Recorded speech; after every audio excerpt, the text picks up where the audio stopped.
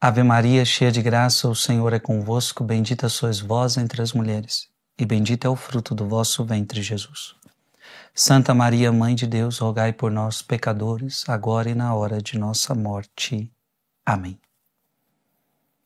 Para você que tem o livro, nós estamos meditando A Força do Silêncio contra a Ditadura do Ruído, do Cardeal Sará, e nós estamos na página 135, tá bom? Página 135. Hoje nós vamos falar sobre o silêncio do Espírito Santo e de Maria, porque nós estávamos falando sobre o silêncio de Jesus. O silêncio de Jesus é encantador. A força do silêncio em Jesus é encantador. O silêncio de Jesus que buscava o deserto, o silêncio de Jesus perante os seus acusadores, o silêncio de Jesus antes de começar o seu ministério. Meu Deus, o silêncio de Jesus é incrível e nos ensina tantas coisas. Hoje nós vamos meditar sobre o silêncio do Espírito Santo, o silêncio de Maria. Maria também foi uma mulher silenciosa. Lembrando sempre que quando nós falamos de silêncio aqui, é aquele silêncio que te conecta com Deus, aquele silêncio que faz você escutar a voz de Deus. Quando nós falamos o ruído, é aquele ruído que te afasta de Deus, é aquele ruído que não te permite escutar a voz de Deus, que é um empecilho para você escutar a voz de Deus. Paradoxalmente, nos evangelhos, Cristo raramente pede a seus discípulos que guardem silêncio, exceto depois da profissão de fé de Pedro, em Mateus 16, 20, e na transfiguração, Mateus 17, de 1 a 13. Por outro lado, ele os levou ao deserto para iniciá-los na prática do silêncio e da conversação com Deus. Então que bonito, né? Jesus não vai só ele para o deserto. Há momentos em que Jesus chama os seus discípulos. Vamos ali comigo, vamos descansar um pouco, vamos ao deserto. Ou seja, Jesus introduz os seus discípulos no deserto. Jesus quer ensinar para eles a importância da oração, a importância do silêncio, a importância de buscar a Deus no deserto. Além disso, ele ordenou às tempestades, aos ventos e aos demônios que se calassem. Jesus é aquele que pediu para a tempestade se calar. Jesus é aquele que pediu para os demônios se calarem. Jesus é aquele que pediu para os ventos se calarem. Veja que em tudo isso nós encontramos a importância do silêncio. Jesus reduz ao silêncio tudo que produz o mal, o vício e a morte. Na verdade, qual é a importância do silêncio na nossa vida? A importância do silêncio, na verdade, é fazer silenciar tudo que é mal dentro de nós. Então, quando a gente fala do silêncio, é um silêncio que vai silenciando os seus vícios, que vai silenciando os seus julgamentos, que vai silenciando as suas maldades, que vai silenciando as suas fofocas, que vai silenciando tudo que é ruim dentro de você. E, ao mesmo tempo, você vai escutando a voz de Deus. E a voz de Deus vai te trazendo vida. E a voz de Deus vai te trazendo esperança. E a voz de Deus vai te trazendo sabedoria. E a voz de Deus vai te trazendo direcionamento. Em certa oração pela família, Paulo VI diz: Nazaré é a escola onde começamos a compreender a vida de Jesus. A escola do Evangelho. Em primeiro lugar, é uma lição do silêncio. A família de Nazaré é uma lição de silêncio. Que renasce em nós a estima pelo silêncio, essa admirável e indispensável condição do espírito, em que somos assaltados por tantos clamores, confusão, gritaria em nossa vida barulhenta e hipersensibilizada. A verdade é essa, nós vivemos num mundo agitado, nós vivemos num mundo barulhento, é muita coisa, é muita informação, é muita atividade, é muito isso, é muito aquilo, mas a nossa alma, ela tem desejo de silêncio. A sua alma, ela só descansa no silêncio. A gente já falou sobre isso. A sua alma gosta de descansar em silêncio. A sua alma gosta de descansar na oração. Por isso que depois de um rosário como esse que nós rezamos, muitas pessoas se sentem aliviadas, descansadas em Deus. E que interessante, né? Acordamos cedo, dormimos pouco, o corpo, na verdade, está cansado. Eu agora, por exemplo, se você me perguntar, você está cansado? Eu falei, eu estou. Eu dormi poucas horas essa noite, eu estou muito cansado. Mas e como é que está a sua alma, Frei? Nossa, minha alma está descansada, minha alma está revigorada. Você entende? Enquanto o meu corpo está cansado, a minha alma está descansada. Olha isto. E às vezes a gente está com o corpo descansado, mas a alma toda aflita, a alma toda cansada. Então, eu quero que você entenda que melhor que o descanso do corpo é o descanso da alma. Por quê? Porque não adianta nada você estar com o corpo descansado e a alma aflita, a alma angustiada, a alma cheia de peso, de fardo. Agora, às vezes eu estou com a alma muito tranquila, sossegada, descansada em Deus, e às vezes o meu corpo está cansado. Claro que se a gente puder unir os dois, melhor ainda, né? Corpo sempre saudável, tranquilo, descansado, mas a vida é uma luta, né? Nem sempre é possível que o nosso corpo esteja tranquilo e descansado. Assim como também a nossa alma, ela enfrenta várias batalhas a nossa vida enfrenta várias batalhas e nem sempre é fácil encontrar a paz de espírito. Mas nós estamos aprendendo que o silêncio, ele pode trazer para nós a paz. O silêncio de Nazaré ensina-nos o recolhimento, a interioridade. Quando a gente fala de silêncio aqui, a gente está falando disso, de recolhimento, de oração, de interioridade, a disposição de ouvir. A disposição de ouvir as boas inspirações, as palavras dos verdadeiros mestres, ensinamentos, a necessidade, o valor da preparação, do estudo, da meditação, da vida pessoal e interior, da oração em segredo que só Deus vê. Podemos falar em silêncios do Espírito Santo? Em Deus ou nada? O Senhor explica que o Espírito Santo tem um outro livro do Cardeal Sará que se chama Deus ou Nada. Então, agora estão fazendo uma pergunta para o Cardeal. Em Deus ou Nada, ou seja, no livro Deus ou Nada, o Senhor explica o Espírito Santo é muitas vezes um grande incompreendido.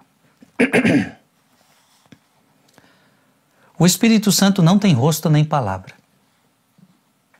É silêncio por sua natureza divina. Então para pensar.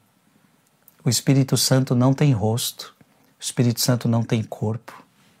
O Espírito Santo é puro silêncio. Silêncio divino. O Espírito age no silêncio desde toda a eternidade. Deus fala, Cristo fala, mas o Espírito Santo se exprime sempre por meio dos profetas. O Espírito Santo fala? Sim, por meio dos profetas, por meio dos santos e os homens de Deus. O Espírito Santo nunca faz ruído. E esse ruído é aquele ruído maléfico, né? É aquele ruído que dizem que tira você da sua essência.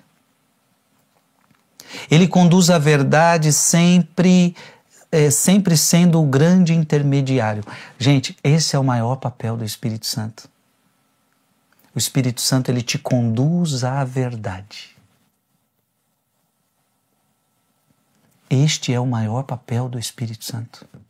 Esta é a maior missão do Espírito Santo. O Espírito Santo te leva à verdade. O Espírito Santo te leva a Jesus. Por que eu preciso tanto do Espírito Santo? Porque o Espírito Santo vai me levar à verdade. Se eu não tiver o Espírito Santo, eu vou ficar na minha mentira, eu vou ficar com o entendimento obscurecido. Eu preciso do Espírito Santo para ele me conduzir à verdade, para ele me levar à verdade. Aliás, eu vou pedir ajuda aqui, eu não posso ficar agora sem fazer uma citação sobre isso. Já pode abrir a sua Bíblia no livro de João. Evangelho de São João. Evangelho de Jesus Cristo segundo São João. capítulo 16, versículo 13. João 16, 13. Quando vier o Paráclito, o Espírito da verdade, ele vos ensinará toda a verdade. Porque não falará por si mesmo, mas dirá o que ouvir e anunciar as coisas que virão. Você está vendo? Ele vai anunciar a verdade. O Espírito Santo vai te levar para a verdade. E aí tem muitas outras passagens que falam sobre isso, mas só esta é suficiente. Portanto, o Espírito Santo nos leva à verdade.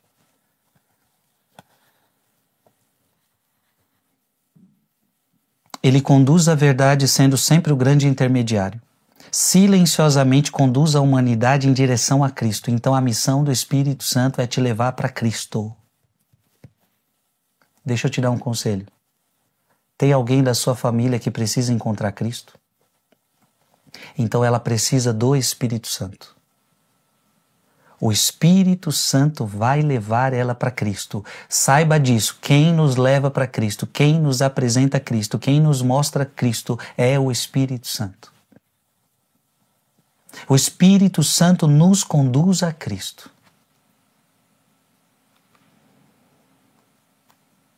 Então, silenciosamente, o Espírito Santo conduz a humanidade em direção a Cristo, repetindo o seu ensino. Então, veja o que a palavra disse, né? Quando vier o Paráclito, o Espírito da verdade, ele vos ensinará toda a verdade. Ou seja, o Espírito Santo vai fazer a gente relembrar o que Jesus falou. O que Jesus ensinou. É por isso que os apóstolos precisavam do Espírito Santo. Por que os apóstolos precisavam do Espírito Santo? Porque sem o Espírito Santo eles iriam esquecer tudo, eles iriam abandonar tudo, eles iriam mudar tudo, eles iam colocar coisa da cabeça deles. Mas agora, recebendo o Espírito Santo, eles vão permanecer na verdade. Porque o Espírito conduz a verdade. Quando vier o Paráclito. E quando é que veio o Paráclito? Eu não sei se o cardeal Sará vai citar. Deixa eu ver se ele vai citar em algum momento. Ele vai citar, já está chegando. Em Atos 2, o Espírito Santo vai vir sobre os apóstolos. Ou seja, quando vier, ainda não veio, quando vier o Paráclito, o Espírito da verdade, ele vos ensinará todas as coisas. Você está entendendo? Então, a missão do Espírito Santo é te levar para Jesus, é ensinar para você a verdade. E a verdade é Jesus. Então o Espírito Santo vai recordando para a gente tudo que Jesus falou, tudo que Jesus ensinou. Ah, mas eu não estou entendendo o que Jesus disse. Quem é que vai ensinar? O Espírito Santo. O que Jesus disse foi isso. Então o Espírito Santo inspira. Inspira a igreja, inspirará os apóstolos para que eles compreendam o que Jesus falou. Teve coisas que Jesus falou, por agora vocês não vão compreender, vocês vão compreender mais tarde. E quem que vai ensinar? O Espírito Santo vai ensinar mais tarde muitas coisas para a igreja, muitas coisas para os apóstolos.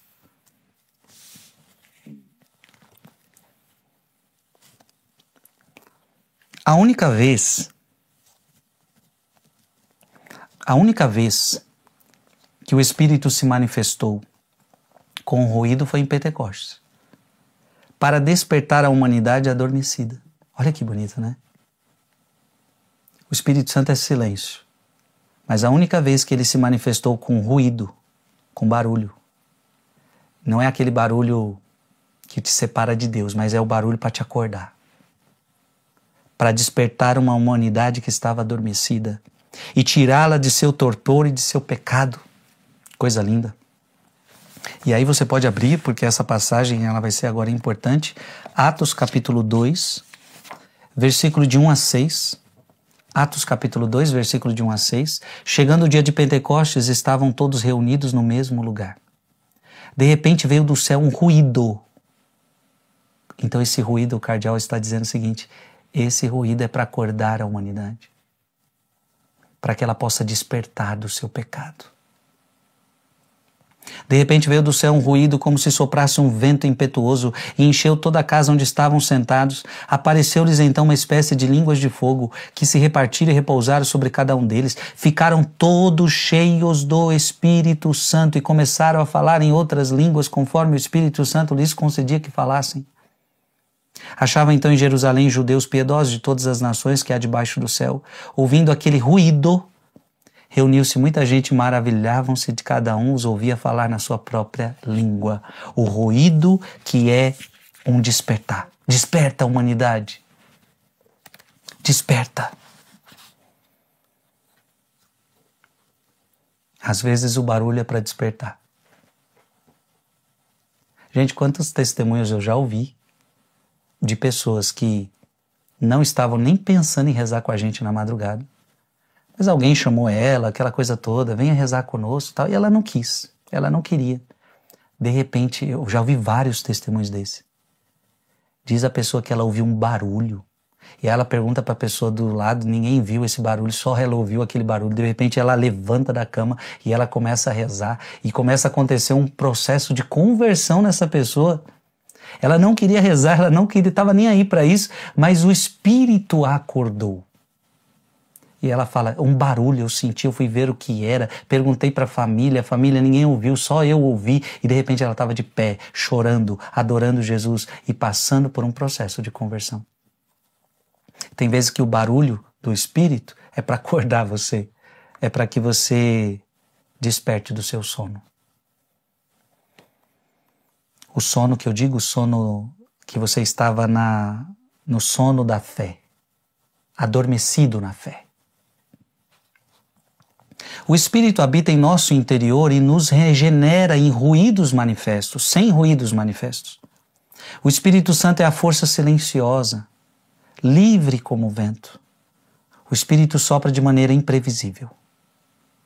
Se não desprezamos o seu fogo, ele abrasa o mundo. Em contra as heresias, Santo Irineu escreveu: o Espírito Santo habita no coração dos crentes e no coração da igreja. Não foi depositada a comunhão com Cristo, ou seja, o Espírito Santo. O Espírito Santo, ou seja, nela foi depositada a comunhão com Cristo, ou seja, o Espírito Santo. O Espírito é a comunhão. Então você só consegue estar em comunhão com Cristo no Espírito. Então, sem o Espírito Santo, você não consegue estar em comunhão com Cristo. Você está entendendo a importância disso? Você está entendendo a importância do Espírito Santo na nossa vida? Hoje o mundo não está suficientemente atento ao Espírito Santo. E sem atenção ao Espírito Santo, os homens dividem-se, dispersam-se, odeiam-se e se desconhecem como em Babel. Babel é o retrato de uma humanidade sem o Espírito Santo. Você lembra de Babel? Babel, as línguas se dividiram e ninguém mais entendia um o outro. Agora, em Atos dos Apóstolos, eles falam uma língua e todo mundo entende na sua língua. Então, várias pessoas de vários lugares diferentes, várias culturas, vários países diferentes, de repente, uma pessoa fala e todo mundo escuta na sua língua. O que Deus está querendo mostrar em Pentecostes? Que sem o Espírito Santo eu me separo de Deus, eu me separo dos irmãos, há divisão. Em Pentecostes, o Espírito Santo une no mesmo amor, no mesmo Senhor, no mesmo chamado. Nascem assim as guerras e pululam as seitas. Sem o Espírito Santo, a descrença avança. Com o Espírito Santo, Deus se aproxima. Então a nossa humanidade está precisando do Espírito Santo. Como a palavra de Deus diz, como eu gostaria que este fogo já tivesse aceso. Como não dizer que esse fogo ou melhor, quando ele vier, será que ele ainda vai encontrar fé sobre a terra? E Jesus fala, como eu gostaria que esse fogo já tivesse aceso. Esse fogo do Espírito. Eu estou triste de ver como abusamos do Espírito Santo. em sua fantasia e desafiando a vontade divina que nos quer um, quantos são os que, por conta própria, criam as suas próprias igrejas?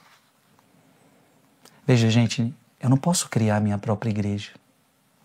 Quantos são os que, por conta própria, criam suas próprias igrejas? Suas próprias teologias? Suas próprias crenças? Que não são de comezinhas opiniões subjetivas. O Espírito Santo não tem opiniões. Ele apenas repete o que Cristo nos ensinou para conduzir-nos à verdade plena. Olha que lindo o cardeal Saraiva está dizendo. Você está entendendo? O Espírito Santo, ele repete o que Cristo falou. Ele recorda o que Cristo ensinou. Ele faz você compreender o que Cristo falou. Então não tem algo novo. O Espírito Santo, então, ele não vai fundar uma outra, porque Cristo fundou a sua igreja. Tu és Pedro, e sobre esta pedra edificarei a minha igreja. Então não vai vir agora o Espírito Santo e fundar a igreja do Espírito Santo. Não. O Espírito Santo, a missão do Espírito Santo é voltar para Cristo, é levar para Cristo. Então, olha que bonito o cardeal nos disse.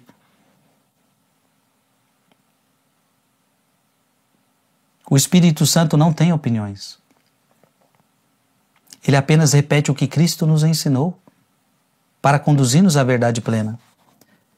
Digo com preocupação, a ausência do Espírito Santo na igreja causa todas as divisões. Então, quando não tem o Espírito Santo, sem Espírito Santo, haverá divisões.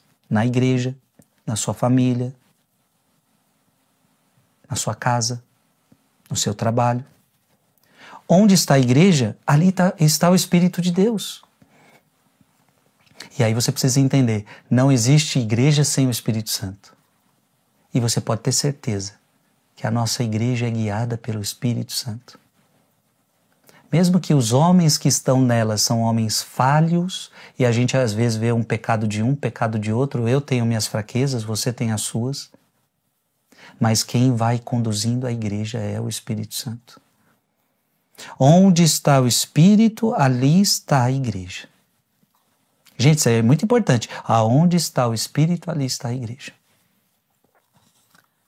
O Espírito Santo é o vínculo de comunhão entre o Pai e o Filho. É o sopro de vida que não podemos compreender. É invisível, mas totalmente presente. Quando somos dóceis ao Espírito Santo, temos a certeza de caminhar em direção à verdade. Amado irmão e amada irmã, essa é a coisa mais importante da sua vida, que você caminhe em direção à verdade. Cuidado, porque a gente vive num mundo de mentiras. E nunca se esqueça, abra a sua Bíblia aí, em João, capítulo 8, versículo 44. João, capítulo 8, versículo 44. Vós tendes como pai o demônio, e quereis fazer os desejos de vosso pai, o demônio. Ele era homicida desde o princípio e não permaneceu na verdade, porque a verdade não está nele. Eu quero que você entenda uma coisa, o demônio não quis ficar na verdade. Ou seja, o demônio sabia qual era a verdade, o demônio conheceu a verdade, mas ele não quis permanecer na verdade, porque a verdade não está nele. Quando diz a mentira, fala do que lhe é próprio, porque é mentiroso e pai da mentira.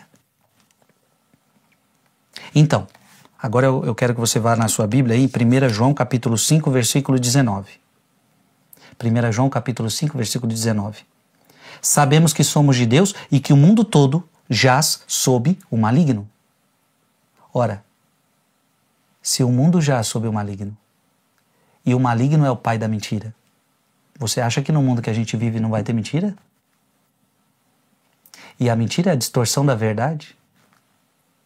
Você acha que no nosso mundo não vai ter mentira? Eu digo para você, existem inúmeras mentiras. Inúmeras. E está destruindo muita gente. Muita gente. Muita gente está sendo destruída. E a pior mentira não é a mentira que a gente fala, isso é mentira. A pior mentira é aquela que vem disfarçada de verdade. Essa é a pior. essa é destruidora.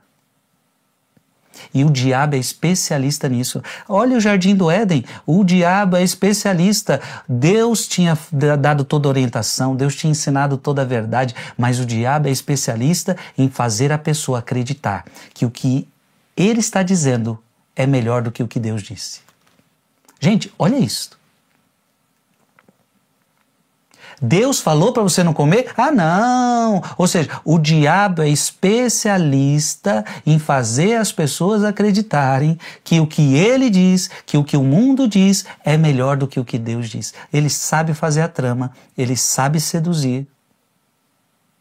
Ele não quis permanecer na verdade e ele não quer que você permaneça na verdade. O mundo todo já é sob o poder do maligno, mas nós não somos do maligno. Diz aqui a palavra, versículo 19, sabemos que somos de Deus, eu sou de Deus. Então, se eu sou de Deus, eu não posso fugir da verdade. E o que é a verdade? Aí é só você ir para João 14. João 14, versículo 6. Jesus lhe respondeu, eu sou o caminho, a verdade e a vida. A nossa verdade é Jesus. Agora você acha que o diabo vai dizer que a verdade é Jesus? Não. A verdade são outras coisas. Gente, quem é que vai nos ajudar a saber qual é a verdade? A saber qual é a verdade? O mundo fala tanta coisa, são tantas as opiniões, são tantos os discursos, são tantas as coisas. Meu Deus, é tanta informação. Esse fala uma coisa, aquele fala outra, e eu tô confuso. Até mesmo dentro da própria igreja, esse fala uma coisa, aquele fala outra. E meu Deus, o que é a verdade? Eu tô confuso. Você vai precisar do Espírito Santo. Porque o Espírito Santo vai te conduzir à verdade. Mais uma vez, João 16, 13. Quando vier o Paráclito, o Espírito da verdade, ele vos ensinará toda a verdade. Sem o Espírito Santo, você vai cair no erro, você vai cair na mentira. E eu sei que você não quer isto. Eu sei que você não quer isto.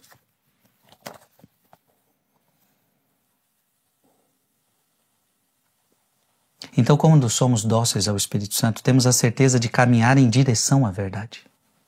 Agora você precisa ser dócil ao Espírito Santo. Não é o que você encha, não é o que você quer, não é o que você acha. Tem que ser dócil ao Espírito Santo. Se você for dócil ao Espírito Santo, ele vai te conduzir à verdade, porque estamos inteiramente entregues às suas inspirações. Por ser a negação da verdade, a recusa ao Espírito é blasfêmia e pecado grave. Sem o Espírito, a igreja fica ameaçada a se tornar uma nova Torre de Babel. Linguagens diferentes e desviantes submergem o testamento do Filho de Deus. Ideólogos, pretensiosos e cínicos ameaçam a verdade de Jesus. A confusão, o relativismo e o caos surgem nesse horizonte funesto. E, meu irmão, basta olhar ao nosso redor. A gente vai ver relativismo, onde cada um tem a sua verdade. Esse é o mundo que a gente vive hoje. Essa é a sua verdade, mas a minha verdade é essa, a sua verdade é essa. Esse é um relativismo.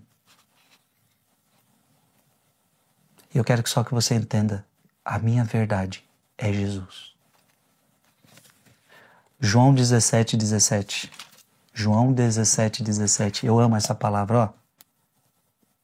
Santifica-os pela verdade. Jesus está rezando, e Ele está rezando por você, e Ele está falando, Pai, santifica-os pela verdade, Pai, que eles não se entreguem à mentira, Pai, porque o diabo, gente, é o pai da mentira, Jesus sabe disso, então Jesus agora reza, santifica-os na verdade, e aí Jesus fala, a tua palavra é verdade. A tua palavra é verdade. A tua palavra é verdade. Aqui tem palavra de vida eterna.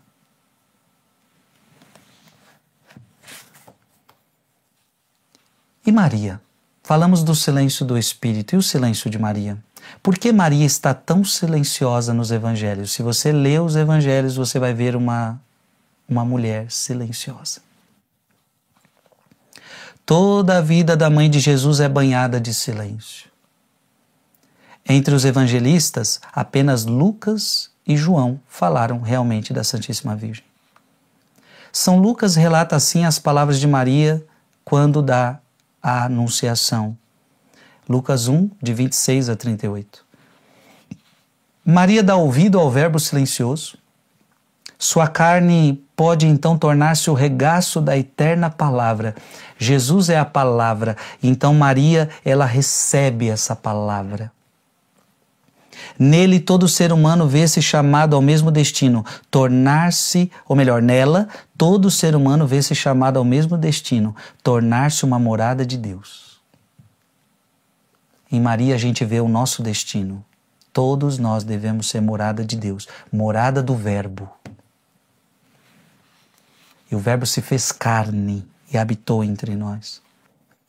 Pois se é verdade que Deus criou a natureza humana apenas para receber uma mãe de quem viesse a nascer, todos somos chamados pelo acolhimento silencioso do Verbo a nos tornar o templo do Verbo, a basílica do silêncio, o santuário do silêncio. De fato, Maria é tão silenciosa que os evangelistas pouco falam da Mãe de Deus. Ela está inteiramente absorvida pela contemplação, pela adoração e pela oração. Um dos motivos que Nossa Senhora não aparece nos evangelhos é porque ela é silenciosa, minha gente. Porque olha os evangelhos, você vê que os discípulos são faladores. Eles brigam uns com os outros. Jesus tem horas que fala assim, o que vocês vinham discutindo pelo caminho? Eles brigavam, eles falavam, e aquele tumulto, né? E os evangelhos trazem isso tudo à tona. O falatório deles, as discussões deles. Jesus, você quer que a gente peça o fogo do céu para destruir esses samaritanos? Mas por que isto não aparece de Maria? Porque Maria ela está absorvida na contemplação. Maria está absorvida na adoração. Maria está absorvida na oração, no silêncio. Ela se oculta em seu filho.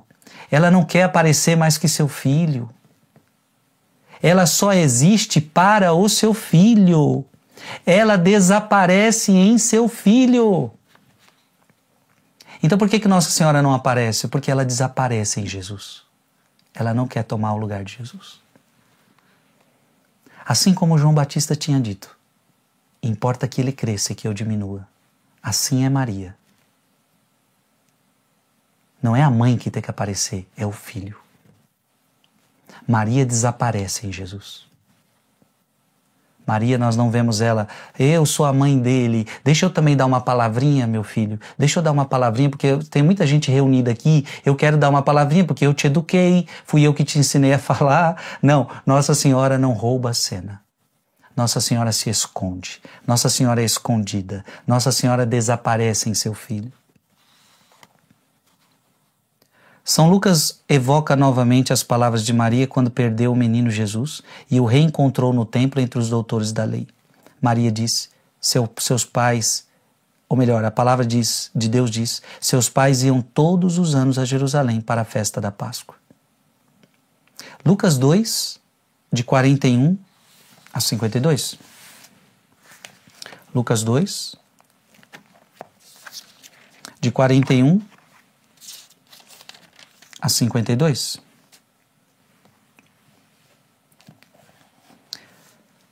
Na verdade eu não vou ler, é grande o texto. Você sabe que é o contexto onde Jesus se perdeu no templo e Nossa Senhora... Mas vamos lá para o finalzinho, porque é o finalzinho que é interessante. Quando, versículo 48, Lucas 2, 48.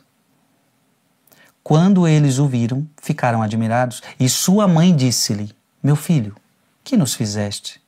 Eis que teu pai e eu andávamos à tua procura cheios de aflição. Respondeu-lhe ele, por que me procuráveis? Não sabias que devo ocupar-me das coisas de meu pai? Eles, porém, não compreenderam o que lhes dissera. José e Maria não compreenderam. Em seguida desceu com eles e com eles a Nazaré e lhes era submisso. Agora, olha que bonita essa palavra. Sua mãe guardava todas essas coisas em seu coração. Gente, essa palavra revela que Maria não era a mulher do falatório. Ela era a mulher de guardar, de meditar, de buscar sabedoria em Deus. Maria é mulher de silêncio. Maria é mulher de contemplação. Maria é mulher de oração, minha gente. São João nos conta a intervenção de Maria no episódio das bodas de Caná, João 2, de 1 a 12. No plano de Deus, a Virgem Maria está inseparavelmente ligada ao Verbo, ligada ao Filho. O Verbo é Deus e o Verbo é silencioso. Ela está completamente sob a influência do Espírito Santo que não fala. A atitude de Maria é a da escuta e ela está inteiramente voltada para a palavra do Filho. Maria também quer escutar Jesus, isso é bonito. Maria não quer falar, Maria quer escutar Jesus. Tanto é que algumas pessoas dizem assim, a sua mãe está aí fora. E Jesus diz, minha mãe e meus irmãos são os que estão aqui ouvindo a palavra de Deus. E tem uma pessoa que no meio da multidão diz assim, feliz o ventre que te amamentou, feliz os seios que te amamentaram. E aí Jesus fala, muito mais feliz é aquele que ouve a palavra de Deus e coloca em prática. Em outras palavras, minha mãe não é só feliz porque ela me gerou no seu ventre. Mas a minha mãe é muito mais feliz porque ela ouve a minha palavra. Porque ela é discípula minha. Então veja, olha que coisa linda. Maria está completamente sob a influência do Espírito Santo. A atitude de Maria é da escuta. Ela está inteiramente voltada para a palavra do Filho. Ela é aquiescência e obediência. Maria não fala, ela quer apenas submeter-se a Deus, como uma criança confiante. Seu fiat, o seu sim, é total, é alegre. Eis aqui a serva do Senhor, faça-se em mim segundo a tua palavra. Ela aceita receber a vontade de Deus mediante Jesus Cristo. Ela aceita.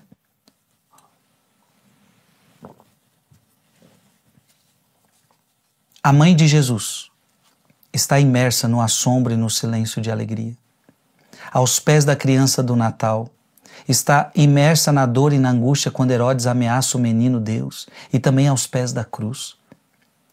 Gente, imagina como foi para a Virgem Maria esses períodos. Como foi difícil para Maria ver o seu filho nascer e não tinha lugar. Ela teve que guardar aquele silêncio. Ela teve que correr com Jesus para o Egito. Imagina uma mãe com um menino Deus em seu colo e tem que correr com o menino para o Egito. Quanto tempo ela ficou em silêncio, em oração, esperando a vontade de Deus. Na cruz. Estava lá, diz a Bíblia, de pé. Não fala que ela estava resmungando, não estava reclamando, não. Ela estava lá silenciosa, de pé. Ela passa sua vida imersa no silêncio do consentimento que se resume nesta frase excepcional em Lucas 1,38, eis a serva do Senhor, faça-se em mim segundo a tua palavra. Olha que bonito, a palavra. Ela é silêncio para acolher uma palavra. Nos evangelhos não sabemos de que modo se manifesta a dor de Maria aos pés da cruz. O fiat de Maria, o sim de Maria, é um silêncio a que a mãe de Cristo permanecerá eternamente fiel. Maria oferece sua vida e a de seu filho ao Pai eterno. Sem alarido, ela diz o seu sim antecipado à morte de Jesus. Como mãe, vê a terrível agonia de Jesus, cujo corpo está coberto de feridas e contusões. Ela está de pé, fortemente unida à cruz. O sangue de seu filho cobre seu rosto e seus braços. Assim como Jesus, e a ele seguindo, Maria pôde dizer: minha vida ninguém a toma, sou eu quem a dou. João 10, 18. A Virgem foi crucificada e morreu misticamente com seu filho. Maria não morreu na cruz, não. Mas aquela morte que o seu filho estava vivendo, ela estava passando por aquela espada de dor que Simeão dizia, né? Uma espada de dor vai te transpassar a alma. Então, enquanto o seu filho dava vida pela humanidade, Nossa Senhora estava sofrendo a dor do filho na sua alma. Após a morte de Cristo, Maria sustenta os apóstolos com sua oração. Ela lhes insta a receberem a força do Espírito Santo. Por sua presença efetiva, orante e discreta, ela engendra a igreja e encoraja os companheiros de seu filho. Dispersos os apóstolos, ela reconstrói a comunidade dos discípulos e edifica a igreja no silêncio e na oração. Lá estava ela no cenáculo, em silêncio, em oração. Depois do cenáculo, a igreja aure seu sopro missionário na oração e no recolhimento do Espírito. À luz de Pentecostes, Maria é a primeira a compreender o mistério da igreja. Como Cristo nasceu na pobreza, no silêncio da noite, pelo Espírito, pelo poder do Espírito, assim a igreja não pode nascer nas glórias e na barulheira mundana. A noiva de Cristo, a igreja, procede do Espírito Santo, que rompe no cenáculo, onde a comunidade estava em oração com Maria. O sim de Maria culmina com o surgimento da primeira igreja pelo poder do Espírito. Durante a audiência geral de 22 de novembro de 1995, João Paulo II declarava: o exemplo de Maria permite que a igreja aprecie melhor o valor do silêncio. O silêncio da Virgem não é apenas moderação ao falar, mas sobretudo capacidade sapiencial de recordar e de abarcar com olhar de fé o mistério do Verbo feito homem e os acontecimentos de sua existência terrena. É esse silêncio de acolhimento da palavra, essa capacidade de meditar no mistério de Cristo, que Maria transmite ao povo que crê. Em um mundo cheio de ruídos e de mensagens de todo tipo, seu testemunho permite apreciar um silêncio espiritualmente rico e promove um espírito contemplativo. E para terminar, Pierre escreveu com razão em suas obras de piedade: o silêncio da Virgem não é o silêncio de um gago ou da impotência, de alguém que não pode falar. É um silêncio de luz e de enlevo. Quando louva a Deus, é um silêncio mais eloquente que a própria eloquência. É um desafio poderoso e divino na ordem da graça. E o cardeal Sará termina dizendo o seguinte. Agora é o cardeal Sará. Aliás, tudo que eu estou lendo aqui é o cardeal Sará, né? E o cardeal Sará diz assim. Ele é africano, tá, minha gente? O cardeal Sará diz: em meu país, ao se terminar o rosário diário, costumamos homenagear Maria com o seguinte canto: que a tua doce presença nos ilumine para sempre, ó Virgem do Silêncio. Dá-nos a tua grande paz. Voltando ao Evangelho de João, vemos que depois da morte de Jesus, Maria viveu na casa de São João. Só para terminar, vá lá na sua Bíblia, João capítulo 19, versículo 27. Depois disse ao discípulo: eis aí tua mãe, e dessa hora em diante o discípulo a levou para a sua casa. Então João leva a Virgem Maria para a casa dele. Então vemos que depois da morte de Jesus, Maria viveu na casa de São João, como Jesus dispusera ao morrer na cruz. Podemos imaginar que ela vivia em silêncio e numa profunda paz. Ela meditava frequentemente na paixão de Jesus, ápice maravilhoso da missão de ambos. Com o passar do tempo, tornou-se mais silenciosa, recolhida e contemplativa. Orava e jejuava, aceitava com alegria tantos sacrifícios, prolongando a paixão de seu filho para a salvação do mundo. Sua oração era um perpétuo silêncio em Deus. Minha gente, hoje o cardeal Sará nos ajudou então a meditar sobre o silêncio do Espírito Santo e o silêncio da Virgem Maria. Já falamos sobre o silêncio de Jesus. Já falamos sobre o silêncio do Pai. E assim a gente vai aprofundando. Estamos meditando o livro A Força do Silêncio e quantas coisas temos aprendido. E a gente está aprendendo que, de fato, o silêncio é uma força espiritual. O silêncio é interioridade. Interioridade. Glória ao Pai, ao Filho e ao Espírito Santo, como era no princípio, agora e sempre. Amém.